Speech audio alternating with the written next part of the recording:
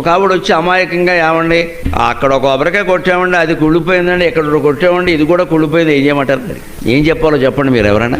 నాకు జాలేసింది నిజంగా. పెద్ద వయస్సు ఆవిడకి ఏదో మనసులో శంక ఉంది. అంటే పాపం ఆవిడకి బెంగ ఏమిటంటే ఈ కొబ్బరికాయ కుళ్ళిపోవడం అనేది మనకి జరగబోయే అశుభానికి ఏమన్నా సూచనేమో. ఎంత గుడ్డి నమ్మకం అండి. మన జీవితం ఇంత చేస్తే కొబ్బరికాయ మీద ఆధారపడి ఉందా? ఇక్కడే ఎందుకు అని ఆలోచించాలి. కొబ్బరికాయ కుళ్ళిపోవడానికి నీ జీవితం కుళ్ళిపోవడానికి సంబంధం ఏంటి? ఎందుకు ఇలా ఆలోచిస్తున్నావు? పైగా మనం కొట్లో కొనేటప్పుడు దేవుడి కోసం అంటే మంచి కొబ్బరికాయ కొంటాం, కానీ కుళ్ళిపోయింది కొనమే. మనం కావాలని చిత్తశుద్ధితో దేవుడికి మంచి కొబ్బరికాయ కొట్టాలని మనం ప్రయత్నం చేసినప్పుడు అదేదో అనుకోకుండా లోపల కుళ్ళిపోతే మనం ఏం చేస్తామండి? అది అమ్మేవాడికి తెలుసా, మనకి తెలుసా? అలాగనే ఏమండి దేవుడికి తెలుసు కదండి, నా చేతికి మంచి కొబ్బరికాయ ఇచ్చేలా చేయొచ్చు కదండి. దేవుడికి వేరే పని ఏమి లేదా? నీ కొబ్బరికాయ లెక్కెట్టుకుంటూ కూర్చుంటాడా?